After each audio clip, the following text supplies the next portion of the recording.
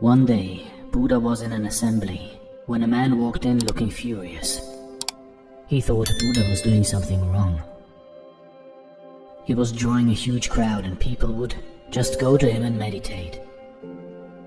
He was a restless businessman, and he had found that his children were spending their time with Buddha when they could have engaged themselves in business, making more money and ensuring their livelihood. He felt that spending 4 hours of their day seated next to someone whose eyes were always closed was a complete waste of time. So the father of the family was very upset, and he said, "I am going to teach this man a lesson." With anger in his heart, he walked confidently up to Buddha. As soon as he approached Buddha, all of his thoughts disappeared, but the anger in him did not dissipate. He was shaking and he found himself speechless. Since he was unable to express his emotions in words, he simply spat on Buddha's face. Buddha, in return, simply smiled. His disciples who were sitting with him were furious. They wanted to react and were ready to jump, but the Buddha's presence didn't allow them to do so. They just couldn't believe someone could behave in such a reprehensible manner with the Buddha. But they couldn't say anything, and this man could not stay longer either.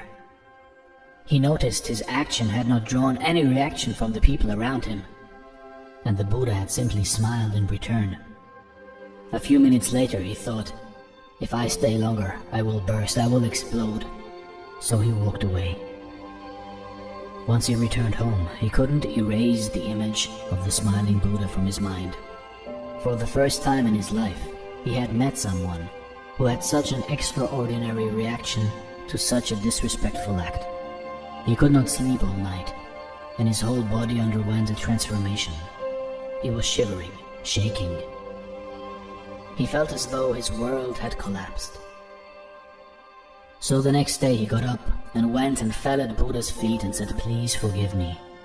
I did not know what I was doing." To which Buddha replied, "I cannot excuse you." Everyone, including Buddha's disciples, were shocked at this reaction. All his life, Buddha had been so compassionate. He had accepted everyone in his ashram, regardless of their past. And now he was telling this businessman that he could not excuse his behavior. Buddha looked around and found everyone to be in a state of shock. So he explained, "Why should I excuse you when you have not done anything? What wrong have you done that I should excuse your behavior?" The businessman replied, "Yesterday I came to this assembly, and in my anger, I spat on your face. I am the same person, it is me." Buddha said, "That person is not here anymore. If I ever meet the person on whom you spat, I'll tell him to excuse you. For me, to the person who's right here in this moment, you are wonderful. You have done nothing wrong." You see, in life, when do we truly forgive a person? True forgiveness is when you forgive a person, and that someone doesn't even know that he is being forgiven.